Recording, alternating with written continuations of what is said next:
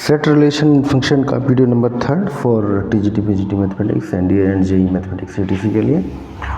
इसमें 2 वीडियोस आ चुकी हैं और उसी के आगे जो ये वीडियोस चल रही हैं ये हमारी बुक से ही चल रही हैं। तो इस वीडियोस में यानी बुक के अकॉर्डिंग पॉइंट नंबर 16 है, उसी से हम स्टार्टिंग करेंगे।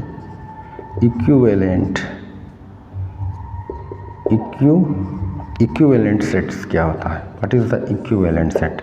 ठीक है, इक्विवेलेंट सेट है, इसकी लैंग्वेज है two sets, two finite set. ठीक है ना, टू फाइनाइट सेट। मान लिया 2 सेट ए एंड बी हैं, are equivalent set. Equivalent set if order of A equal to order of B, या नंबर ऑफ ए और नंबर ऑफ बी, यानी कि ऑर्डर ऑफ ए उसमें कितने एलिमेंट्स हैं, ए के एलिमेंट्स बी के एलिमेंट्स के बराबर होनी चाहिए। ठीक है, एन फॉर नंबर ये शो कर रहा है। ठीक है, फॉर एग्जांपल के लिए मान लिया ए में आपके 4 एलिमेंट्स हैं, ए में है 1 3 5 7 और बी में भी 4 एलिमेंट हैं, चाहे डिफरेंट हो कोई फर्क नहीं पड़ता है। आर क्या होंगे, इक्विवेलेंट सेट है। इक्विवेलेंट सेट है, क्यों इक्विवेलेंट सेट है, ऑर्डर ऑफ ए 4, 1 2 3 4 एलिमेंट्स हैं एंड ऑर्डर ऑफ बी में भी 4 ही एलिमेंट हैं। ठीक है, तो ऑर्डर ऑफ ए बराबर ऑर्डर ऑफ बी, जिससे हम नंबर ऑफ ए बराबर नंबर ऑफ बी भी कह सकते हैं। इसको कहते हैं हम इक्विवेलेंट सेट। आगे आता है अगला point, equal set. Equal set are always equivalent, but equal set जो होते हैं वो ऑलवेज क्या होते हैं, इक्विवेलेंट सेट होते हैं। But equivalent set may not be equal. जितने इक्वल सेट होते हैं वो इक्विवेलेंट ज़रूर होते हैं, परंतु एक कंडीशन है कि इक्विवेलेंट सेट हमेशा इक्वल सेट नहीं होते हैं। ठीक है ना, कुछ इक्वल सेट की कंडीशन है कि जो इक्वल है बिल्कुल, है ना। इक्वल सेट हमेशा इक्विवेलेंट होते हैं, बट इक्विवेलेंट सेट हमेशा इक्वल नहीं होते। ठीक है, ऐसे ही इसमें आगे आता है कंपैरेबल सेट्स और नॉन कंपैरेबल सेट। ठीक है, कंपैरेबल क्या होता है, नॉन कंपैरेबल क्या होता है, उसके लैंग्वेज में अगले पॉइंट्स में लेकर चल रहा हूँ। पॉइंट्स नंबर 17 हो चुके हैं, पॉइंट नंबर 18 की ओर। ठीक है, पॉइंट नंबर 18 आता है कंपैरेबल सेट और दूसरा आता है non comparable set.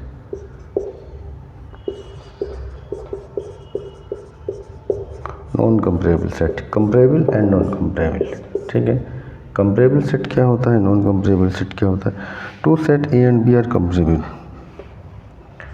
To set A and B are comparable if A is the subset of B and B is the subset of A B का सबसेट हो और बी ए का सबसेट हो। ठीक है, two set A and B are comparable if A is the subset of B and B is the subset of A, तो ये क्या होंगे, कंपैरेबल सेट होंगे। अगर इफ नाइदर, अगर ऐसा नहीं है ना, यानी कि इफ नाइदर ऐसा नहीं है, यानी कि A is not subset of B, है ना, and B is the not subset of A, then it is क्या होगा, non comparable set. Non comparable set, तो ये क्या कहलाते हैं, नॉन कंपैरेबल सेट कहलाते हैं। ठीक है, कंपैरेबल एंड नॉन कंपैरेबल में थोड़ा सा ही डिफरेंट है। आगे आता है हमारा अगला पॉइंट्स नंबर 19। जितने भी पॉइंट्स बनते जा रहे हैं बुक्स के अकॉर्डिंग, वो सारे में से क्वेश्चन एग्ज़ाम में बनता चला जाता है। ठीक है, तो हर पॉइंट से क्वेश्चन आता चला जाता है। आगे आता है हमारा रिलेशन क्या होता है, रिलेशन के बारे में। सेट रिलेशन एंड फंक्शन है, तो हम पहुंचते हैं रिलेशन पे। Let A and B B two non empty set, A और बी जो है दो नॉन एम्प्टी सेट है, ठीक है। देन एवरी सबसेट एक of A cross B define a relation from A to B, define a relation from A to B, यानी A और बी दोनों नॉन एम्प्टी सेट हैं तो उनके subset every subset of A cross B define a relation A to B में कोई relation show करता है। And every relation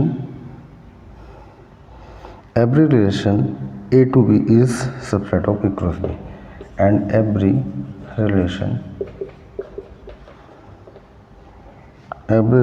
from A to B is a subset of A cross B, यानी कि let R is relation है A cross B, R is the subset of A cross B and A and B belongs to R, ठीक है। A small ए में पाया जाता है, small A capital A में पाया जाता है और स्मॉल बी कैपिटल बी में पाया जाता है। Then A B belongs to R, A B भी बिलोंग करेंगे आर में। We say that relation R से डिनोट किया है, ठीक है। इस रिलेशन को हम ए आर बी भी लिख सकते हैं, ए रिलेशन बी, ठीक है। और अगर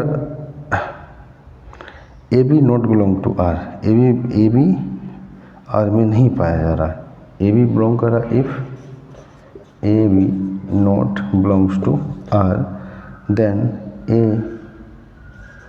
ए का बी में रिलेशन नहीं है, ठीक है ना। A relation B A R B बीच में लिख सकते हैं। और ए एंड बी ये कब है, जब ए बी बिलोंग्स कर रहा है आर में, ए बी बिलोंग्स कर रहा है आर में, और जब नहीं कर रहा है तो ए का बी में कोई रिलेशन नहीं होता है, ठीक है। तो ये कंडीशन इसकी लैंग्वेज आती है। आगे मैं अगले पॉइंट की ओर बढ़ रहा हूँ। पॉइंट नंबर है 20, डोमेन एंड रेंज, ठीक है। Domain and range of a relation, domain and range of a relation, एक रिलेशन की डोमेन क्या होती है और रेंज क्या होती है। Domain and range of a relation, let R be a relation from A to B, ठीक है। R be a relation from A to B में कोई रिलेशन है।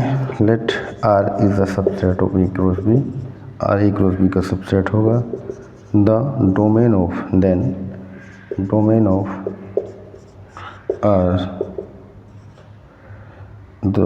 आर यानी कि A belongs to A and A B belongs to R, A such that A belongs to A and A B belongs कर रहा है R में।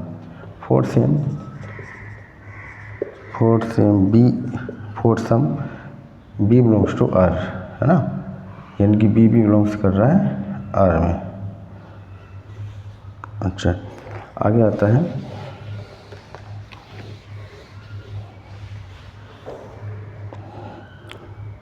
Range of are. ये तो हो गया डोमेन, ए बी बिलोंग करे आर में, ए जस्ट बिलोंग्स करे ए में और बी बिलोंग्स करे आर में, तो डोमेन ऑफ आर। आगे आता है रेंज। जब क्वेश्चन आएंगे उनकी निकाली जाएगी डोमेन क्या होता है, कितना है, रेंज क्या है, ये केवल लैंग्वेज है, ठीक है। तो डोमेन एंड रेंज की लैंग्वेज नहीं आता, क्वेश्चन आता है उसकी डोमेन निकालने के लिए और रेंज निकालने के लिए। अभी क्वेश्चन आएंगे द रेंज ऑफ आर कि B belongs to B belongs to capital B and A B belongs to R for some A belongs to capital A, ठीक है। Thus B is called, set B is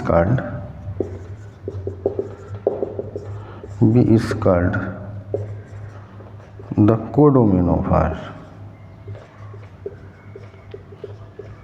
इसको codomain कहेंगे, ठीक है। Domain of यानी कि range of are को क्या कहला जाता है, कोडोमेन। अब आगे आता है, इसी पे पॉइंट्स आगे बनता है,